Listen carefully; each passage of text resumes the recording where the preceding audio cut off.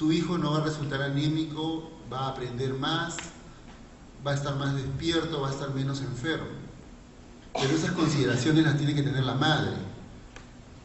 Una vez que la madre y la familia en general siente que tiene el micronutriente en el hogar, se conoce cómo usarlo, está motivada de cómo usarlo y empieza la práctica, recién podemos decir que como producto de ello vamos a encontrar que el niño no va a desarrollar la anemia o va a tener menos riesgo, menos probabilidad de hacer anemia. Pero lo que quisiera que quedara como mensaje es que no es solo una barrera, son varias barreras. Y a veces, en algunas de esas barreras es donde se quedan o donde la política finalmente no tiene el efecto. Cuando uno evalúa intervenciones o políticas públicas, la política puede fallar en teoría, es decir, si no hubiera evidencia del uso del micronutriente en polvo, uno podría decir, de repente el micronutriente no funciona, pero existe suficiente evidencia de primer nivel, metaanálisis, revisiones sistemáticas que dan cuenta que el micronutriente tiene la cantidad adecuada de los componentes para poder prevenir anemia. Entonces, ¿dónde falla la política pública? El segundo punto donde falla una política pública es en la implementación, y se conoce como error de implementación. En el marco de todo ello, nosotros desarrollamos un modelo lógico de la intervención, es decir, y les repito, la intervención de base es que todos los establecimientos reciben micronutriente en polvo. Nosotros, ¿qué hicimos? En 16 establecimientos que reciben micronutriente en polvo, vamos a hacer una intervención comunitaria. ¿Y en qué consiste la intervención comunitaria? Y aquí les muestro el modelo lógico. Los resultados a largo plazo son que se reduzca la anemia en 15 puntos porcentuales. Los resultados a mediano plazo son que mejora la adherencia a la suplementación con micronutrientes en niños de 6 a 35 meses. Es decir, si una madre recibe 30 sobres al mes y su hijo solo consume 15, tenemos una adherencia de casi el 50%. El objetivo de la intervención era que no solo consuma 15, sino consuma los 30. Entonces, ahí focalizaba la intervención. ¿Y cómo lográbamos que mejore la adherencia? Teníamos algunos productos. Un primer producto estaba referido al establecimiento de salud. Un segundo producto estaba referido al aspecto comunitario, es decir, cómo la comunidad se involucraba en esa suplementación. Y un tercer producto estaba referido a la madre, pero este tercer producto era clave tener el respaldo de los dos productos, tanto del establecimiento de salud como de la comunidad. ¿Qué encontrábamos nosotros en la fase formativa en el diagnóstico? Que la intervención o la suplementación con micronutrientes es una estrategia muy escondida, muy subversiva, muy adentro. ¿Quién conoce la suplementación? La madre. ¿Cuándo lo conoce? Cuando llega a nuestro consultorio. ¿Lo conoce el padre? No sabe. ¿Lo conoce los suegros? No sabe. ¿Lo conoce la comunidad?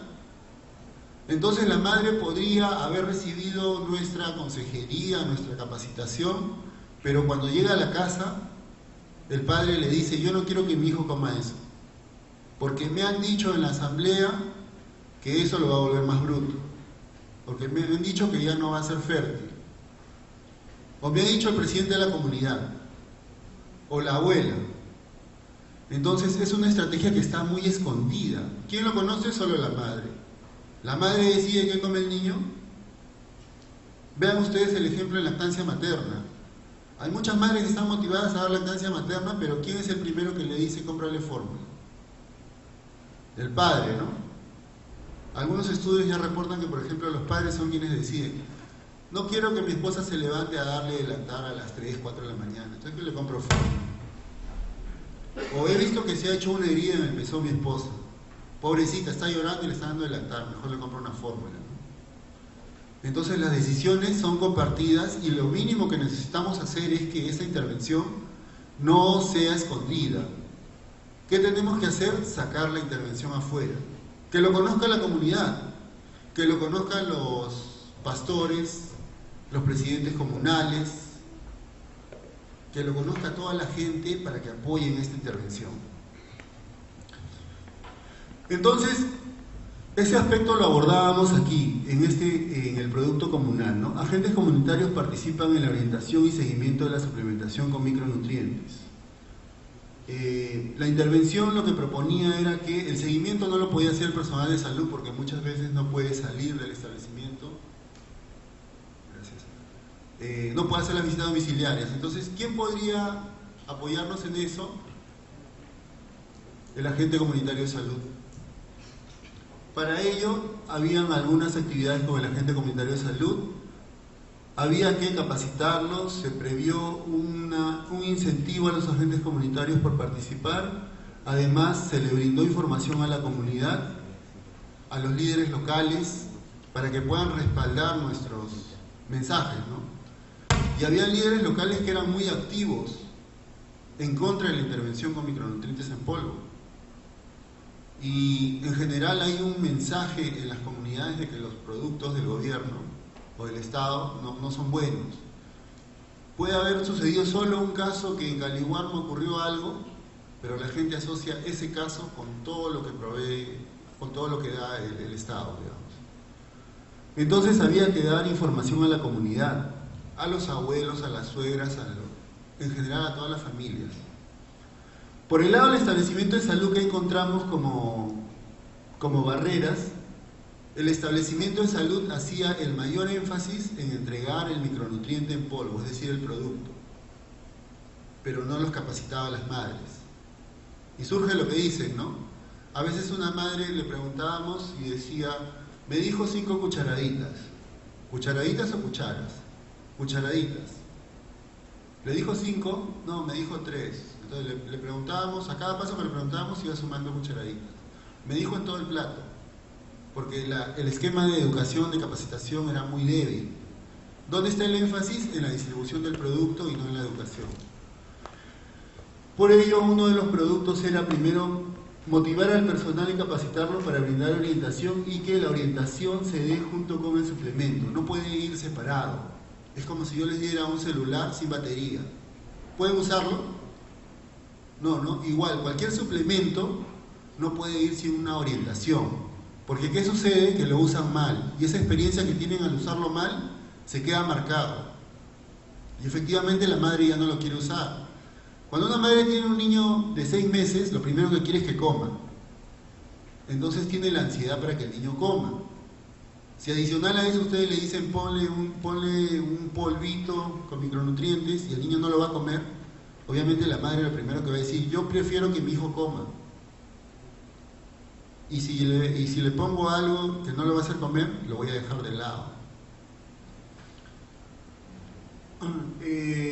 Bueno, la intervención se desarrolló en el establecimiento de salud básicamente en aspectos de capacitación al personal de salud, darle algunos insumos, pero sobre todo motivarlos para dar esta orientación adecuada a las madres.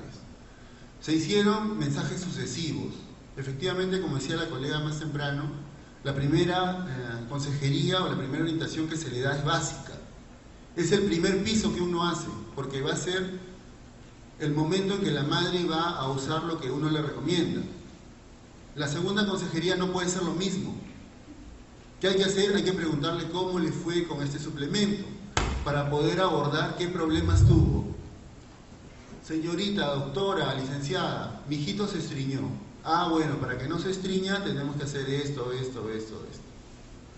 Le dio una deposición líquida, tenemos que hacer esto.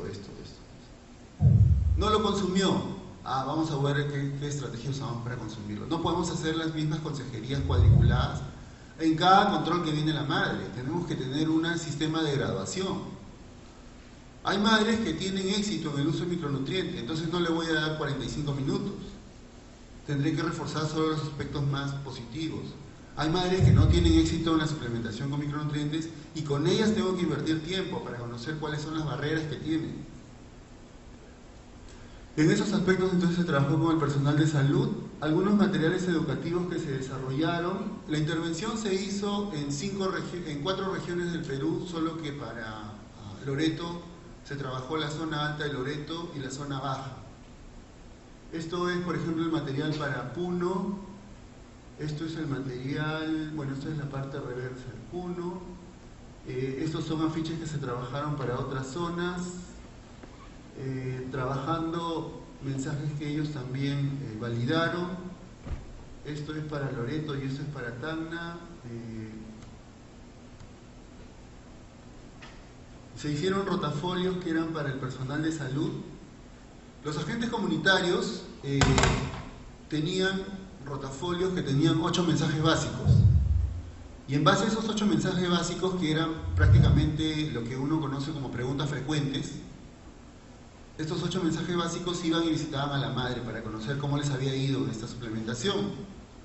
Se hicieron rotafolios para cada una de las zonas y al final de la intervención lo que encontrábamos es que los agentes comunitarios, como no eran muchos mensajes, eran mensajes que necesitaban, se empoderaron de esos mensajes, es decir, los conocían tan bien que cuando sí íbamos a supervisarlos nos decían: licenciado, he tenido que corregirle a la enfermera del establecimiento de salud porque decían 3 cucharadas, o la enfermera o el médico o quien fuera, otro personal de salud, no le estaba dando bien el mensaje, le estaba diciendo que le dé medio sobre en la mañana y medio sobre en la tarde, por ejemplo, o le decía que lo ponga en el arroz, en la yuca. Entonces, la ventaja que tuvieron estos materiales era que los mensajes eran básicos, eran mensajes que iban directamente al problema y los agentes comunitarios se empoderaron. Esto es otro material que también trabajamos. Con agentes comunitarios también se hizo toda una fase de capacitación para poder trabajar este aspecto de visitas.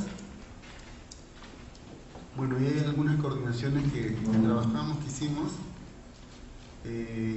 Como les decía, se hizo en 5 zonas del Perú: en Puno, Tacna, Loreto y en Lima.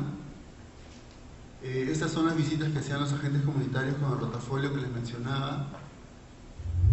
Han estado en todas las zonas y como eran agentes comunitarios de la propia comunidad, eran madres que tenían prácticas exitosas y cuando recomendaban en función a prácticas. Digamos, no era un aspecto teórico, sino la madre ya lo había ensayado y lo daba a conocer, ¿no? Esto, por ejemplo, es en Puno. En Puno nos sorprendió que los agentes comunitarios había una estructura de agentes comunitarios que venía de muy atrás, es decir, no eran agentes comunitarios jóvenes, sino más bien mayores, y eran agentes comunitarias muy comprometidas. Bueno, algunos materiales que se tenían. Este es uno de los agentes comunitarios de Puno y casualmente él era el presidente de una comunidad. Y era una de las personas que tenía más ascendencia sobre las personas, porque en su jurisdicción había una adherencia casi, mejor dicho, casi el 80% de la población tenía un buen consumo de micronutrientes, porque él como autoridad lo recomendaba. Esto es el puerto en la zona de Yurimaguas. También tuvimos agentes comunitarios que visitaron las comunidades. Un poco lo que encontramos en la línea basal. En Puno, por ejemplo, encontramos una línea de hasta en 80%, en Loreto encontramos 70%, en Lima encontramos 45% y en Tacna 47%. Otro de los resultados que no esperábamos, digamos, era los niveles de anemia moderada, sobre todo en Puno y en Loreto, ¿no? Donde en Loreto casi son similares la anemia leve y moderada, y en Puno sí había una anemia moderada mayor que incluso que la leve. Esta es la síntesis del estudio cualitativo que trabajamos para conocer qué barreras se percibían, por ejemplo, para el suplemento. Yo les decía, antes del micronutriente en polvo, en Perú no se había usado un suplemento de hierro en forma de polvo. ¿Qué pensaba la gente de esta presentación, por ejemplo? Primero, no conocían el contenido, conocían el sobrecito, que es pequeño, que tenían dificultades para leerlo. También nos referían que no sabían cuáles eran los beneficios. En realidad, el personal de salud manejaba muchos mensajes sobre los beneficios. Decía, esto es para sus huesitos, esto es para que crezca bien, esto es para que no se enferme. O sea, había una densidad de beneficios que en realidad no focalizaban. Y algunos de ellos no eran no eran directamente relacionados, ¿no? Por ejemplo, la gente decía, me ha dicho que con este micronutriente mi hijito va a tener más apetito y va a comer. Cuando el niño no tiene anemia, tiene más apetito, pero no, eso no se evidenciaba rápidamente. Entonces las madres decían, yo lo puse en mi comida y mi hijito no quería comerlo, no le incrementó el apetito, entonces no es un beneficio, nos decían. La presentación en polvo, en algunas zonas como en Puno, por ejemplo, se asociaba a tierra, a suciedad. Decían, yo no le puedo echar tierra a la comida de mi hijito, por ejemplo. O esto es polvo de hueso de muerto, por ejemplo. En algunos lugares tenían esa creencia porque, como les mencionaba, la intervención estaba muy escondida. ¿Quiénes tienen o quiénes deslizan esa versión? A veces son las autoridades, porque en la comunidad no hay información de este tipo. Y bueno, algunas madres nos decían que el suplemento tenía un sabor desagradable. Y entonces le preguntábamos por qué nos decían que tenía un sabor desagradable. Y unas nos decían que era amargo, otras nos decían que era muy ácido, otras nos decían que era muy dulce, otras nos decían que no tenía un sabor o se parecía al Ajinomoto, por ejemplo. En las madres que no nos precisaban el sabor les preguntábamos si lo habían probado y muchas de ellas nos decían que no lo habían probado, pero que pensaban que tenía un mal sabor porque el niño no comía simplemente. Y entonces esa barrera ¿cómo se resuelve? Preparando el suplemento ahí con la madre y dándoselo para que verifique si tiene o no tiene sabor, porque esa era una creencia. En cuanto a niños, encontramos algunos reportes de que cuando los niños ven que la madre agrega el suplemento al plato, ya no lo comen, a veces rechazan la comida por eso, que hay algunos efectos, son muy pocos los temas que salieron de vómitos y básicamente eran muy referidos, o sea, cuando le preguntábamos a las madres decían, yo escuché o me contaron o me dijeron que alguien había vomitado, pero cuando íbamos a la fuente no encontrábamos una fuente real, ¿no? Igual en el tema de deposiciones líquidas o diarrea, estreñimiento sí es un tema que es un poco más recurrente y también hay estrategias de cómo manejarlo. Baja de apetito, eso sí nos han reportado las madres, sobre todo por la forma de preparación, ¿no? Luego en madres encontrábamos que no estaban convencidas de usar el suplemento, que no percibían la anemia como un problema importante, que hay otras ocupaciones y que tienen poco tiempo para dar el suplemento. Y ahí a veces uno se pregunta ¿cuánto tiempo demora la madre en preparar el suplemento con el alimento? Puede ser 5, 6, 7 minutos, pero el tiempo no lo necesita para preparar, sino para darle de comer al niño, porque cuando tiene 6, 7, 8, 9 meses, uno requiere tener más tiempo para darle de comer al niño, ¿no? Entonces las madres lo que identificaban como barrera era el tiempo para que luego de que preparen el alimento se lo den al niño. Luego encontrábamos también barreras en el hogar, básicamente había mucha oposición del padre al uso del suplemento, había también muchas preparaciones líquidas y no se podía preparar el suplemento, en la comunidad había prejuicios sobre la calidad del producto que brinda el Estado y la percepción de que el Estado envía productos para dañar a los niños, decía. A nivel de establecimiento de salud, ¿qué barreras encontraban las madres? Primero, desconfianza. En 2015, por ejemplo, como les decía, o en 2014, hubo un momento en que no hubo provisión continua de suplementos y en algunos lugares nos reportaban las madres que les habían dado suplementos vencidos o que en un momento también se distribuyeron micronutrientes y luego se recogieron. Entonces las madres no tenían confianza. Adicional a eso, no reciben un buen trato y ya cuando hemos profundizado, finalmente, ¿quién es la que manda en el establecimiento de salud? A veces son los técnicos que están en triaje o en admisión, porque son la cara del establecimiento, ¿no? Entonces la madre a veces cuando va por admisión les piden su DNI, les piden su número de historia, etcétera, etcétera, y es ahí donde ocurren los maltratos, más que con los profesionales incluso. Bueno, distribución irregular del suplemento. Otra de las cosas aquí que aparece como desaprovechan sala de espera para brindar información, lo que encontrábamos era que cuando le preguntábamos a la madre, por ejemplo, ¿y dónde se enteró usted de que el micronutriente, por ejemplo,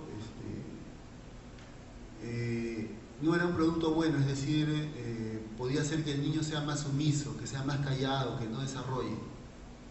Me lo contó una mamá en la sala de espera del establecimiento de salud. O, ¿dónde se enteran de los mensajes negativos? Cuando están esperando entrar al servicio de CREE o algún otro servicio, ¿no? Entonces, la sala de espera del establecimiento de salud no servía para transmitir mensajes positivos, sino mensajes negativos. Por eso es que eso también era un aspecto que se recogió en la intervención. Respecto a los monitoreos, la intervención fue avanzando poco a poco. Al inicio teníamos muy pocos reportes de monitoreo.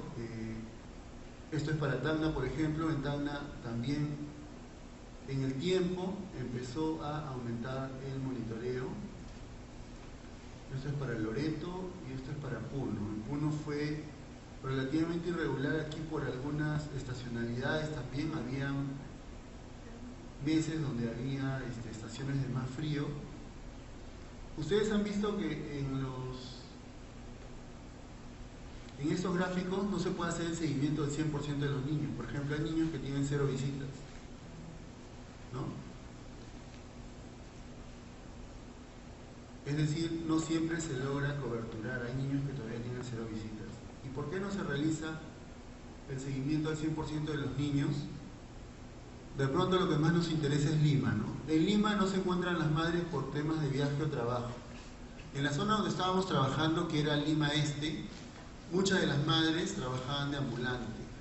Y la zona donde trabajaban no era cercano a su vivienda, sino que salía muy temprano y regresaba muy tarde, por ejemplo. Otra de las cosas es que algunas madres no deseaban ser visitadas, es decir, decían, las visitas eran semanales por agentes comunitarios que eran otras madres que vivían en la comunidad. Pero a pesar de eso, algunas madres decían, no quiero que me visites, no quiero que me preguntes. ¿Y por qué nos decían eso? Porque a veces cuando nosotros, los agentes comunitarios iban y le decían, señora, debe consumir sus hijitos micronutrientes porque es bueno, ellas decían, he ido al establecimiento de salud y no me dan. Entonces, ¿para qué vienes a visitarme si no tengo micronutrientes? En el camino de la implementación del ensayo, lo que hicimos inicialmente fue que los agentes comunitarios inicialmente distribuyan 1 o 2 veces micronutrientes ellos en los domicilios, con la condición de que la siguiente provisión, la madre visite el establecimiento de salud.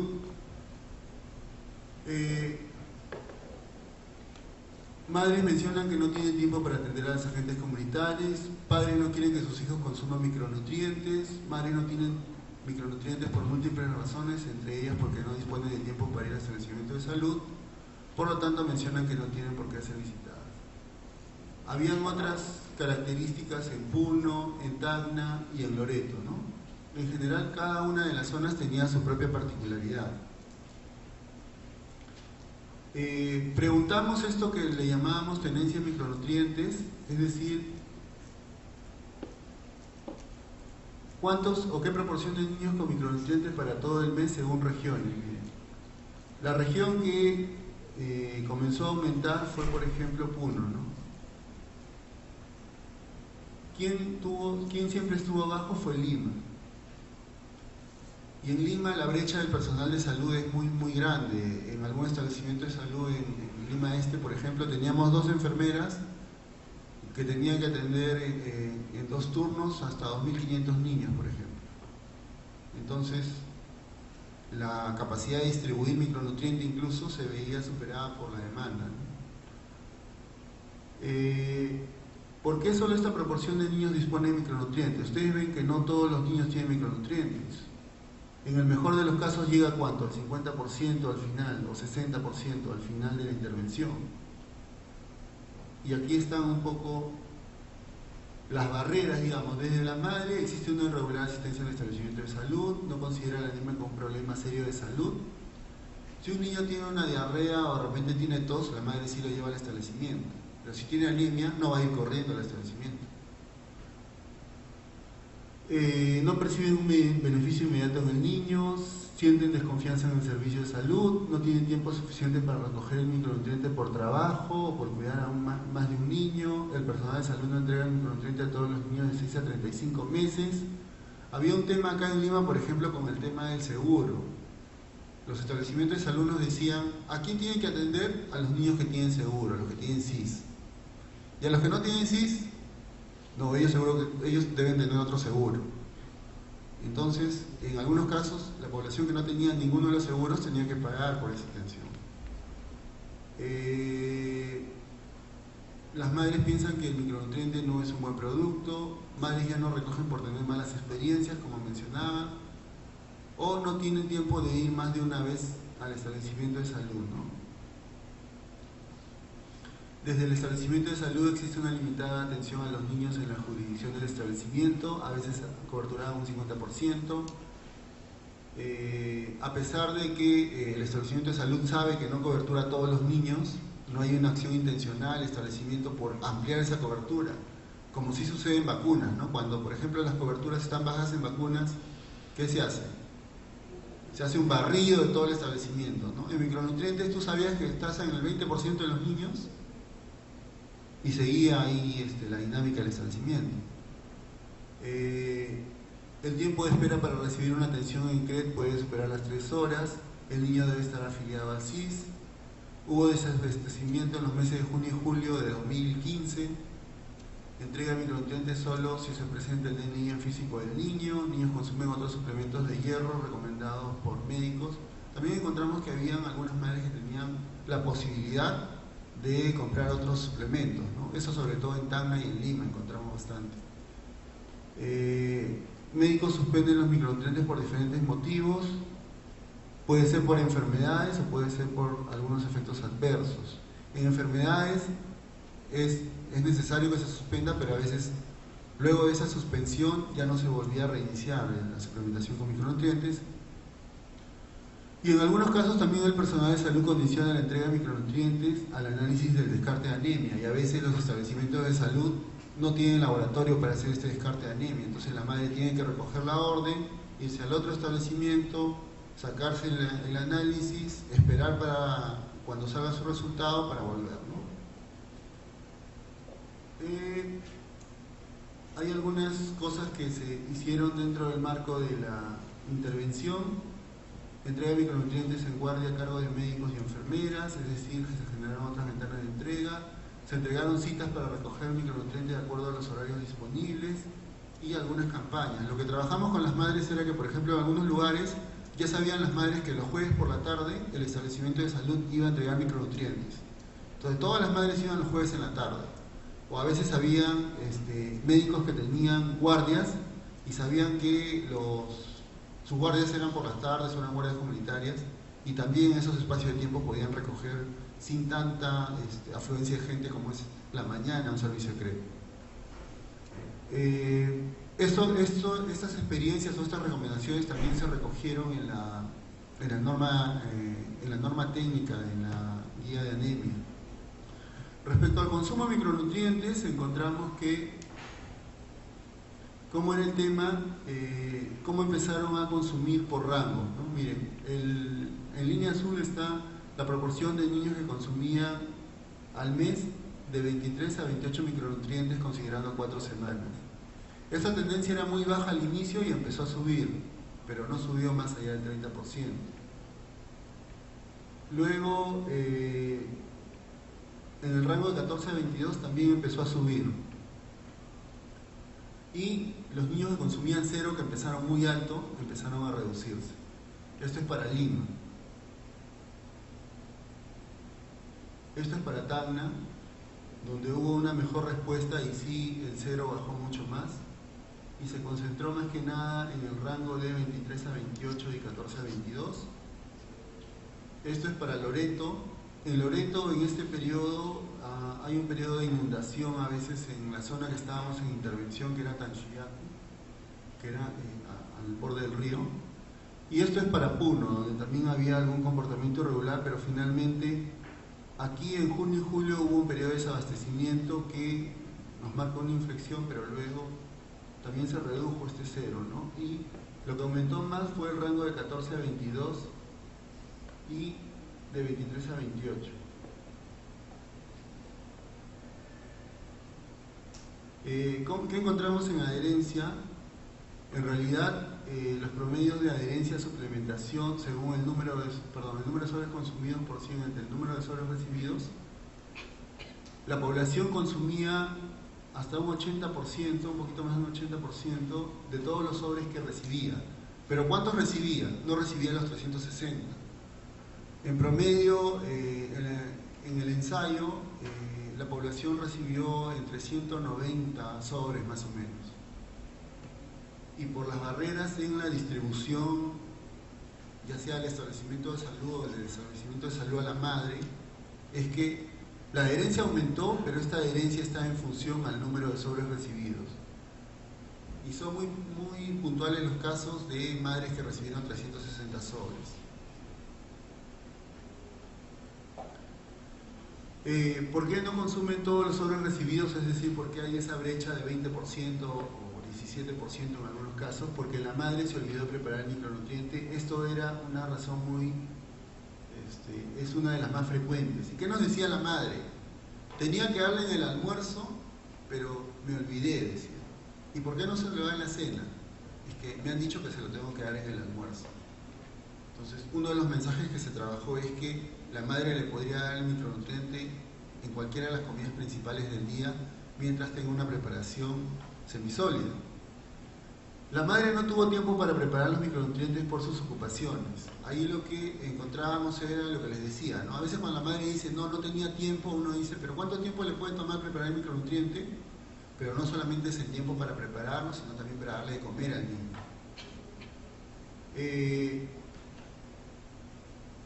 No tuvo sobres de micronutrientes suficientes para toda la semana. Es decir, tuvo para 2 días o para 3 días y el niño no termina la preparación con los micronutrientes y ahí hay dos temas, ¿no? Lo primero es que algunas madres preparaban en todo el plato y cuando el tiempo pasa más de 15 o 20 minutos el micronutriente reacciona al plato.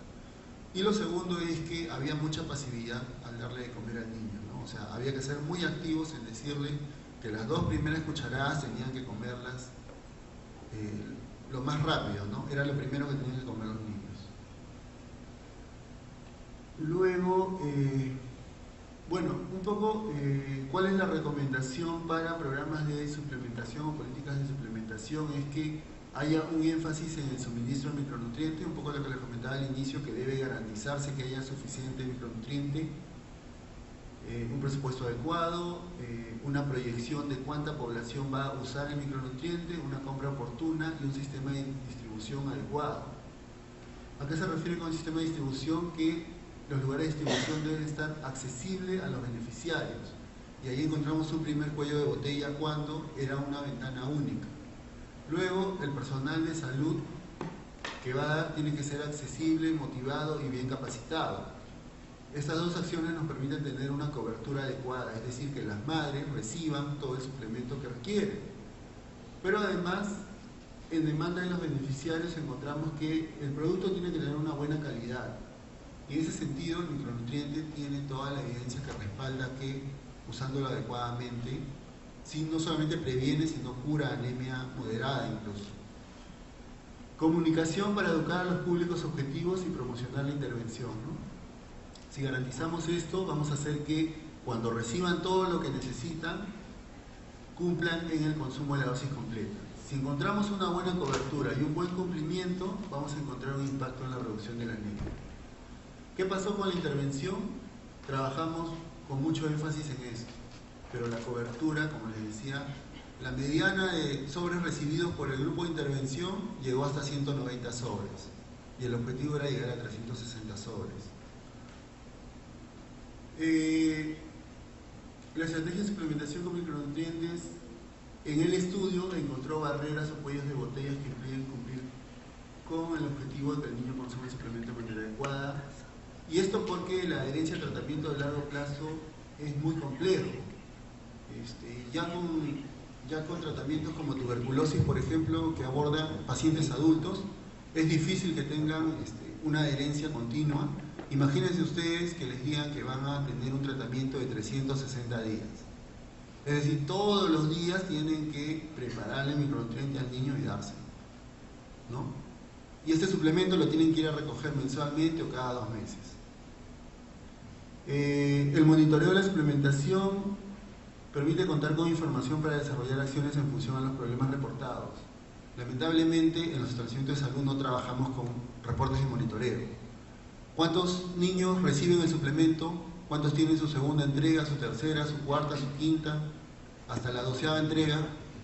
¿Cuántos faltaron el mes que les correspondía? De los que recibieron, ¿cuántos consumen? ¿Cuántos no consumen? ¿Cuántos han hecho algún estreñimiento? Esa información no la tenemos. No la tenemos y a veces si la tenemos no la gestionamos. En algún caso, por ejemplo, trabajamos con un establecimiento de salud muy grande y le dijimos: tienes 800 niños que no han recibido micronutrientes este mes. Ya, vamos a visitar el 10%, 80 niños. Y quedaban 720 sin visita, ¿no? Y bueno, es necesario desarrollar más incidencia para motivar al personal de salud para la importancia de luchar contra la anemia. El personal de salud tiene muchas funciones, lo cual hace que tienen otras funciones que también les requieren información, les requieren reportes y hacen que a veces en algunos casos no se priorice este problema, ¿no? Se requiere ampliar las ventanas de entrega del suplemento, que se ha recogido, como les comentaba, en la norma de anemia. Se requiere garantizar un sistema adecuado de distribución. Es necesario implementar estrategias de seguimiento del consumo de micronutrientes para motivar a la población y absolver las dudas. Y bueno, se requiere manejar información para poder actuar, ¿no? ¿Dónde está el principal cuello de botella? Nos decía la información de este ensayo. Fundamentalmente, la primera gran barrera era el acceso de las madres hacia el micronutriente, es decir, que puedan recibir el micronutriente. Lo segundo era que las madres se lo den. Bueno, me parece que eso es finalmente todo. Quiero terminar solo con dos cosas muy puntuales. Lo primero es que en cualquier intervención que tengamos que hacer o que vamos a desarrollar, necesitamos conocer o hacer un diagnóstico del lugar donde vamos a trabajar. Nosotros trabajamos en 5 regiones y en las 5 regiones tuvimos que hacer investigación formativa para poder conocer con detalle cuál era la problemática.